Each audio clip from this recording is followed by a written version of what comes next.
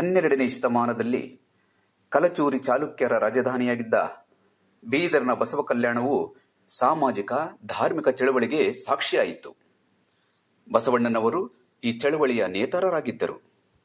ಅವರು ಸ್ಥಾಪಿಸಿದ ಅನುಭವ ಮಂಟಪದಲ್ಲಿ ಜಾತಿ, ಧರ್ಮ, ವರ್ಣ, ಲಿಂಗ ಭೇದವಿಲ್ಲದೆ ಎಲ್ಲ ಸಾಮಾನ್ಯ ಜನರು, ತತ್ವಜ್ಞಾನಿಗಳು, ಕವಿಗಳು, ಕಾಯಕ ವರ್ಗದವರು ಭಾಗವಹಿಸಿ ಚರ್ಚಿಸುತ್ತಿದ್ದರು. ಅಂದು ಆ ಮಹಾಮನೆ ಅನುಭವ ಮಂಟಪದಲ್ಲಿ ಮಹಾನ್ ಶರಣರ ಅನುಭವ ಜ್ಞಾನದಿಂದ ಚರ್ಚೆಯಾದ ವಿಷಯಗಳು, ನುಡಿಗಳು ಸಾಮಾನ್ಯ ಜನರಿಗೆ ಅರ್ಥವಾಗುವ ಭಾಷೆಯಾದ ಕನ್ನಡದಲ್ಲೇ ವಚನಗಳಾಗಿ ಹೊರಹೊಮ್ಮಿದವು. ದೇಶದ ವಿವಿಧ ಪ್ರಾಂತ್ಯಗಳಿಂದ, ಮೂಲೆ ಮೂಲೆಗಳಿಂದ ಜನರು ಅನುಭವ ಮಂಟಪಕ್ಕೆ ಬಂದು ಬಸವಣ್ಣನವರ ಕಾಯಕ, ದಾಸೋಹಗಳಂಥ ತತ್ವಗಳನ್ನು ಪಾಲಿಸುತ್ತಾ ಆತ್ಮ ಕಲ್ಯಾಣದ ಜೊತೆಗೆ ಸಮಷ್ಟಿ ಕಲ್ಯಾಣವನ್ನು ಸಾಧಿಸಿದರು. ಇಂತಹ ಮಹಾನ್ ಶರಣರ ಅಗ್ರಪಂಕ್ತಿಯಲ್ಲಿ ಬಸವಣ್ಣ, ಅಲ್ಲಮಪ್ರಭು, ಅಕ್ಕಮಹಾದೇವಿ, ಸಿದ್ದರಾಮೇಶ್ವರ, ಚನ್ನಬಸವಣ್ಣ, ಅಂಬಿಗರ ಚೌಡಯ್ಯ, ಹರಳಯ್ಯ, ಮಧುವರಸ, ಮೋಳಿಗೆ ಮಾರಯ್ಯ, ಮಡಿವಾರ ಮಾಚಯ್ಯ, ಜೇಡರ ದಾಸಿಮಯ್ಯ, ಆಯ್ದಕ್ಕಿ ಮಾರಯ್ಯ, ಆಯ್ದಕ್ಕಿ ಲಕ್ಕಮ್ಮ, ನೀಲಾಂಬಿಕೆ, ಗಂಗಾಂಬಿಕೆ, ಸೂಳೆ ಸಂಕವ್ವೆ, ಕಾಳವ್ವೆ, ಸತ್ಯಕ್ಕ ಮುಂತಾದವರು ಇದ್ದರು. ಸುಮಾರು 770 ಶರಣರು ಆ ಅನುಭವ ಮಂಟಪದ ಚರ್ಚೆಯಲ್ಲಿ ಪಾಲ್ಗೊಳ್ಳುತ್ತಿದ್ದರು. ಅಂದಿನ ಆ ಅನುಭವ ಮಂಟಪ ಇಂದಿನ ಸಂಸತ್ ಸಭೆಗೆ ಮಾದರಿಯಾಗಿದೆ. ಅನುಭವ ಮಂಟಪದ ದೃಶ್ಯ ಹಾಗೂ ಚರ್ಚೆಯಲ್ಲಿ ನೀವು ಭಾಗಿಯಾಗಿ ಬನ್ನಿ. ಅದೂ ನೋಡಿ ಅನುಭವ ಮಂಟಪ.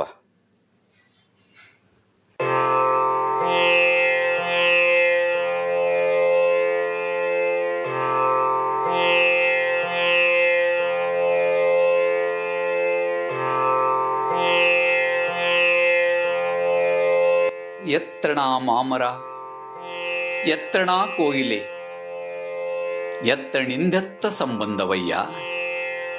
ಬೆಟ್ಟದ ನೆಲ್ಲಿಕಾಯಿ, ಸಮುದ್ರದ ಉಪ್ಪು, ಎತ್ತಣಿಂದೆತ್ತ ಸಂಬಂಧವಯ್ಯ.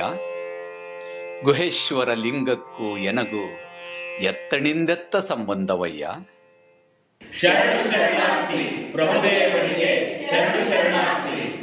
ಎಲ್ಲರೂ ಆಸೀನರಾಗಿ. ಬಸವಣ್ಣ, ಇಂದಿನ ಗೋಷ್ಠಿ ಆರಂಭವಾಗಲಿ. ಎಲ್ಲ ಶರಣರಿಗೆ ಶರಣು ಶರಣಾರ್ಥಿ. ಇಂದಿನ ಗೋಷ್ಠಿ ಪ್ರಾರಂಭಿಸೋಣ. ಯಾರಿಗಾದರೂ ಪ್ರಶ್ನೆಗಳಿದ್ದರೆ ಕೇಳಬಹುದು. ಪ್ರಭುದೇವರಲ್ಲಿ ನನ್ನದೊಂದು ಅರಿಕೆ. ಅಣ್ಣನವರ ಈ ಸಾಮಾಜಿಕ ಕ್ರಾಂತಿಗೆ ಒಲಿದು ಸಮಾಜದ ಎಲ್ಲ ವರ್ಗದ ಸಾಮಾನ್ಯ ಜನರಿಗೂ ಅನುಭವ ಮಂಟಪದಲ್ಲಿ ಭಾಗವಹಿಸಲು ಪ್ರವೇಶ ಸಿಕ್ಕಿದೆ. ಅಲ್ಲದೆ ಮಹಾನ್ ಶರಣರ ಚಿಂತನೆಗಳನ್ನು ಆಲಿಸುವುದಕ್ಕೂ ಅವಕಾಶ ದೊರಕಿದೆ.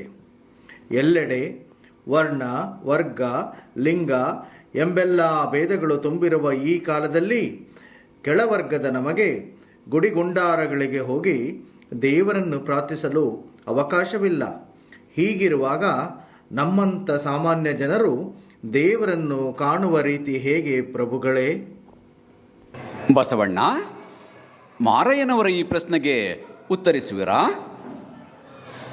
ಖಂಡಿತ ಪ್ರಭುಗಳೇ. ಗುಡಿಗುಂಡಾರಗಳಿಗೆ ಹೋಗಿ ದೇವರನ್ನು ಕಂಡ ಮಾತ್ರಕ್ಕೆ ಸಾಕ್ಷಾತ್ಕಾರ ಪಡೆಯುತ್ತೇವೆ ಅಂತೇನೂ ಇಲ್ಲ. ನಮ್ಮ ಪ್ರತಿನಿತ್ಯದ ಜೀವನದಲ್ಲಿ, ನಡೆ ನುಡಿಗಳಲ್ಲಿ ಶುದ್ಧ ಆಚಾರ ವಿಚಾರಗಳನ್ನು ಪಾಲಿಸುವ ಮೂಲಕ ಆ ದೇವರನ್ನು ಒಲಿಸಿಕೊಂಡು ಸಾಕ್ಷಾತ್ಕಾರ ಪಡೆಯಬಹುದು.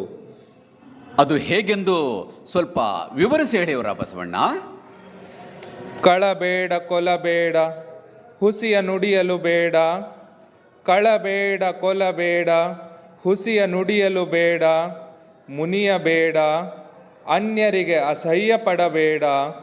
ಮುನಿಯಬೇಡ, ಅನ್ಯರಿಗೆ ಅಸಹ್ಯ ಪಡಬೇಡ. ತನ್ನ ಬಣ್ಣಿಸಬೇಡ, ಇದಿರ ಹಳಿಯಲು ಬೇಡ. ತನ್ನ ಬಣ್ಣಿಸಬೇಡ, ಇದಿರ ಹಳಿಯಲು ಬೇಡ. ಇದೇ ಅಂತರಂಗ ಶುದ್ಧಿ, ಇದೇ ಬಹಿರಂಗ ಶುದ್ಧಿ. ಇದೇ ಅಂತರಂಗ ಶುದ್ಧಿ, ಇದೇ ಬಹಿರಂಗ ಶುದ್ಧಿ. ಇದೇ ನಮ್ಮ ಕೂಡಲ ಸಂಗಮ ದೇವರ ಒಲಿಸುವ ಪರಿ. ಇದೇ ನಮ್ಮ ಕೂಡಲ ಸಂಗಮ ದೇವರ ಒಲಿಸುವ ಪರಿ.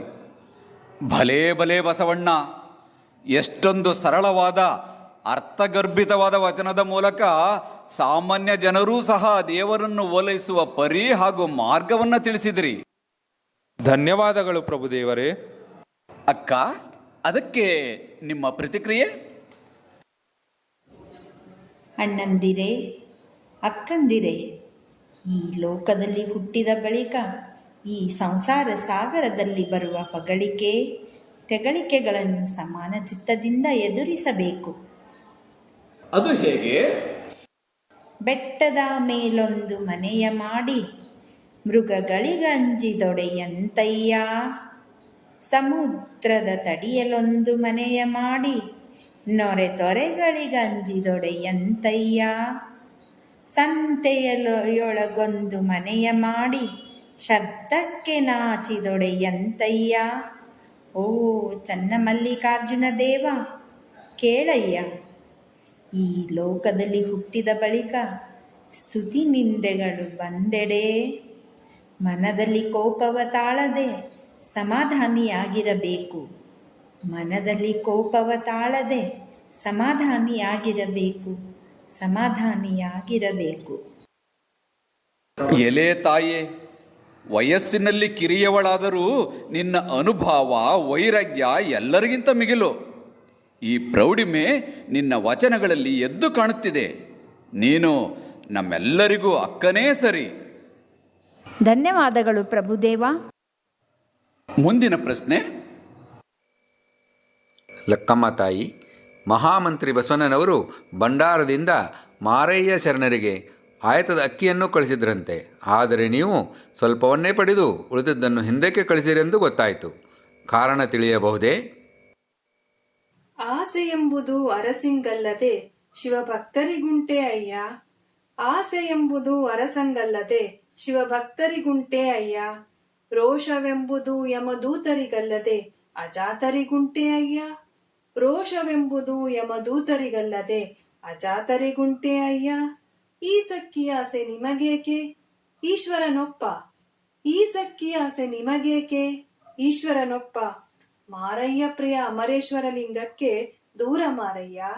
ಮಾರಯ್ಯ ಪ್ರಿಯ ಅಮರೇಶ್ವರ ಲಿಂಗಕ್ಕೆ ದೂರ ಮಾರಯ್ಯ. ನಮ್ಮ ಮೇಲಿನ ಪ್ರೀತಿ ವಿಶ್ವಾಸಗಳಿಂದ ಅಣ್ಣನವರು ನಮ್ಮ ಕಾಯಕಕ್ಕೆ ಸಿಗಬೇಕಾದ ಪ್ರಮಾಣಕ್ಕಿಂತ ಹೆಚ್ಚಿನ ಅಕ್ಕಿಯನ್ನೇ ಕಳಿಸಿದ್ದರು.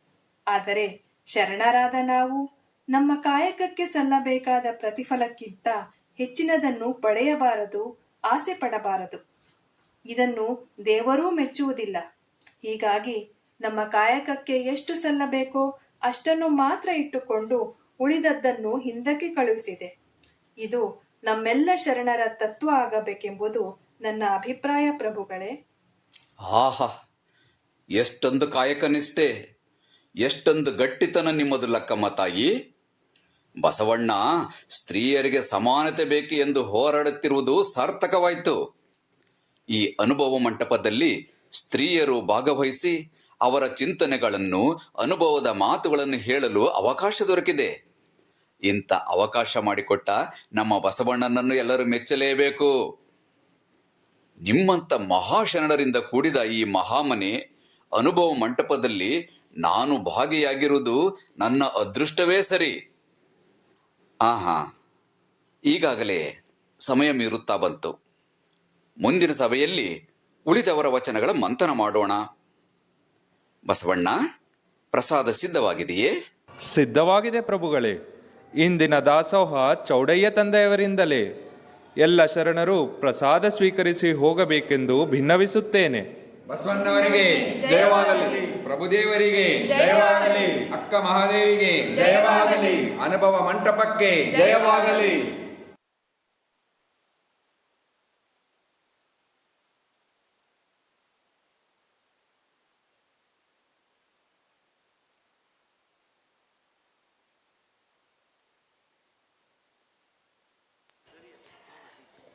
ಹನ್ನೆರಡನೆಯ ಶತಮಾನದ ಅಂದಿನ ಅನುಭವ ಮಂಟಪದ ಅನುಭವ ಹೇಗಿತ್ತು?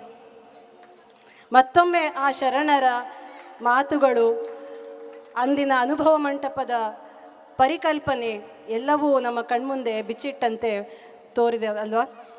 ಎಲ್ಲ ಶರಣರಿಗೆ ಶರಣಾರ್ಥಿಗಳು. ಧನ್ಯವಾದಗಳು.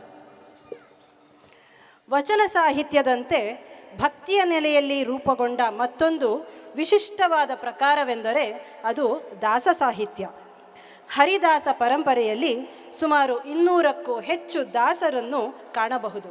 ಅವರಲ್ಲಿ ವಾದಿರಾಜರು, ನರಹರಿ ತೀರ್ಥರು, ವ್ಯಾಸರಾಯರು, ಕನಕದಾಸರು, ಪುರಂದರದಾಸರು, ವಿಜಯದಾಸರು ಮೊದಲಾದ ಪ್ರಮುಖ ದಾಸರನ್ನು ಇಲ್ಲಿ ನೆನೆಯಬಹುದು.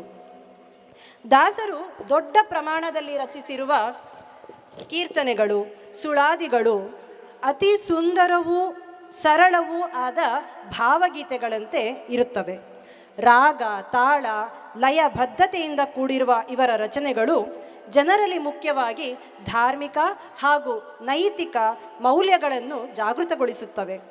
ಅಂದಿನಿಂದ ಇಂದಿನವರೆಗೂ ಬಾಯಿಯಿಂದ ಬಾಯಿಗೆ ಸಾಗಿ ಬಂದು ಮನೆ ಮನೆಗಳಲ್ಲಿ ಭಜನೆಗಳಾಗಿ ನಿತ್ಯ ಹಾಡುವ ಪರಂಪರೆ ಬೆಳೆದು ಬಂದಿದೆ. ಅಂತಹ ಮಹಾನುಭಾವ ದಾಸರನ್ನು ಅವರ ಕೀರ್ತನೆಗಳ ಮೂಲಕವೇ ಮತ್ತೊಮ್ಮೆ ಸ್ಮರಿಸೋಣ ಬನ್ನಿ.